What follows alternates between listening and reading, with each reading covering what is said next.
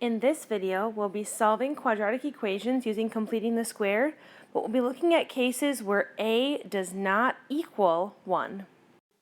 So if we look at this first example here, we'll notice that we do in fact have a quadratic equation, and we have an a value here that is equal to 2. So we can see that this one is a little bit more complicated than what we've seen before. Now, because we're going to use the completing the square strategy, we know that we want everything that contains an x on one side of the equation and the constant values all on the other side of the equation. So we can see here we have our negative 70 by itself and the 2x squared and 20x together.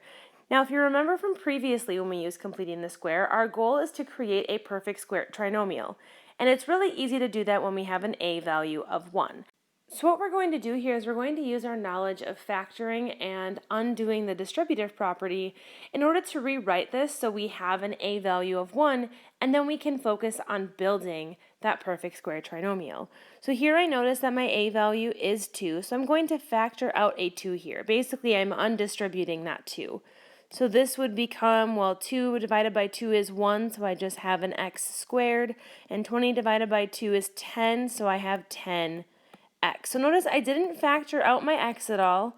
I just factored out that 2 because then I can really focus in here and say, well, hey, this now has an a value of 1, and I can focus on building that into a perfect square trinomial. So remember, we want to create a perfect square trinomial here. So our goal is to create something that's x plus a number squared. Now, if I look at this, remember our perfect square trinomial properties where we had an a value equal to 1, we had a b value that was whatever our number was inside of here times 2, and then the c value we added in was our number squared. Well, here I can see that my b value is 10, so I know that my number that is going inside of here is 5. Because our number times 2 gives us our b value, which is 10, and 5 times 2 is 10. So what's happening here is we're adding in some value here. We have x squared plus 10x plus some value, and don't forget this 2 out here on the outside. So in order to create this perfect square trinomial, we need to add a value here where we have that underline. And if we think about it, we're taking our number 5 squared, so we're adding in 25. So we're adding in that value of 25 there. Now what's tricky is we always have to make sure that we're adding the same amount to the other side. And I'm sure your brain is automatically thinking, well, it's 25. Yes and no. So yes, we're adding 25 inside of this parentheses, but remember that we undistributed or we factored out that 2. So really what we've added in is we've added in 2 times 25 because 2 would get distributed eventually. So we have 2 times 25 that we've added in here. So don't forget that piece. We have this 2 out in front, and that's what makes the a value present a little bit more difficult. So this a value of 2 carries down here, and then we have negative 70 plus 2 times 25 is 50. So what we really have here is 2x plus 5 quantity squared is equal to negative 70 plus 50, which is a negative 20. So you'll notice that completing the square with an a value is very similar. We just have to pay attention to that a value times the number that we added in. So we make sure we add that even amount onto the other side of the equation. So now from here, we're going to solve this equation, and we're going to use our square root strategy. So we start by dividing by 2 because we want to get the piece that is squared by itself. So we have x plus 5 quantity squared is equal to, that's negative 10. I then need to undo the squared, so I square root each side. And because I'm square rooting a squared, this becomes x plus 5 is equal to plus or minus the square root of negative 10. Now I want to make sure I simplify that square root there. So I'm going to split this up into the square root of negative 1 and the square root of 10. 10 isn't divisible by any other perfect squares, so I'll just leave it as is. So this becomes x plus 5 is equal to plus or minus, that's I, times the square root of 10.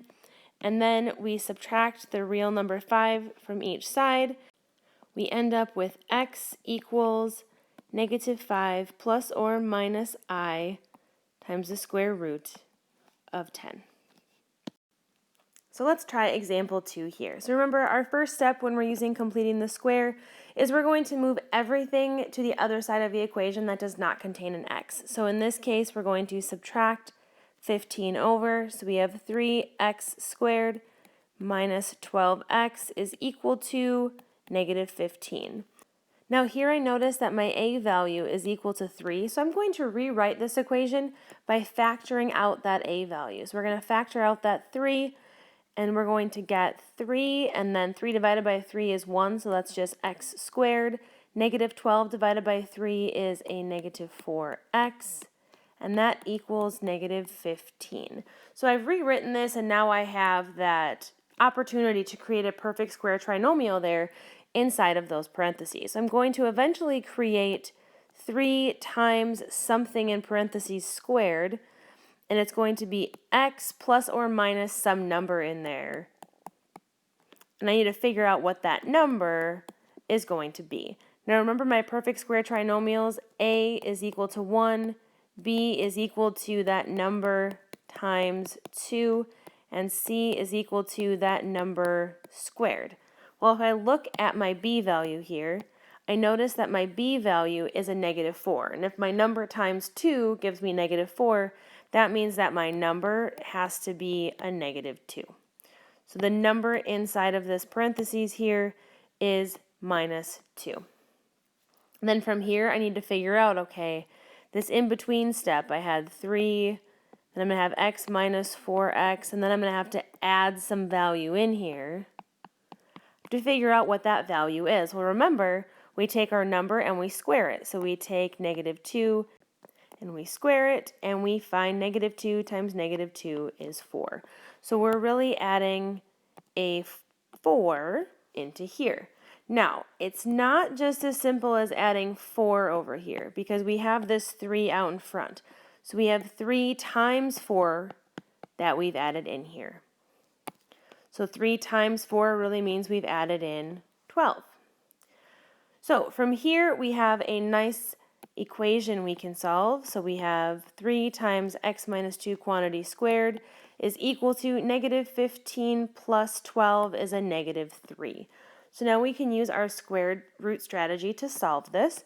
So we start by dividing each side by 3. We end up with x minus 2 quantity squared is equal to negative 1. We then need to undo the squared, so we square root both sides. So we end up with x minus 2, and because we square rooted a squared, we have plus or minus the square root of negative 1. Now, I know that the square root of negative 1 is just I, so this is really x minus 2 is equal to plus or minus I. And then I need to get my x value alone, so I add 2 to each side. And so I end up with x is equal to 2 plus or minus I. And our third and final example here. If we look carefully, we notice that we do have an a value of 5. And we notice that we need to rewrite our equation just a little bit. So we're going to start by adding 40 to each side. So we have 5x squared plus 80x is equal to a negative 360. So then from here I notice that because of my a value of 5, I need to factor out my a value if I want to use the completing the square strategy. So I just factor out that 5, and I end up with 5 divided by 5 is 1, so I just have an x squared, plus 80 divided by 5 is 16, so I have an x there still, and that equals a negative 360. So I've factored out that 5, and now I'm able to focus on completing this square right here. So I know that eventually that's going to end up as x plus some number quantity squared. And I need to figure out what that number is going to be. Now there's still going to be a 5 out here and a negative 360 here, but I need to figure out what that number is so I can figure out what I'm adding inside of here to complete this square. So if I think about perfect square trinomials, I know my a value is 1. My b value is going to be whatever my number is times 2. and my c value is going to be whatever my number is squared. Now here, because my b value is 16x, and because my number times 2 gives me 16x, I know that my number is equal to 8. So I know that inside of this parentheses here, I have a plus 8. Now to figure out what number I added, so in this in-between step here, I have x squared plus 16x plus some number that was added is equal to that negative 360. So we got to figure out what that number that was added was. And if I look here, my c value is the number I found in the parentheses squared. So we have 8 squared, which is 64. So I've added a 64 here inside of the parentheses. Now because of that, I'm adding something on the right-hand side of this equation as well. I know that I'm adding 64 times this a value because that a value would distribute. So I'm adding 64 times 5. And 64 times 5, if I use my calculator, is a positive 320. So now if I simplify this equation just a little bit, we end up with 5 parentheses x plus 8 quantity squared is equal to negative 360 plus 320 is negative 40. Then I need to get that squared part alone, so I divide each side by 5. So I end up with x plus 8 quantity squared is equal to a negative 8. And then to get my squared out of there, I need to square root each side.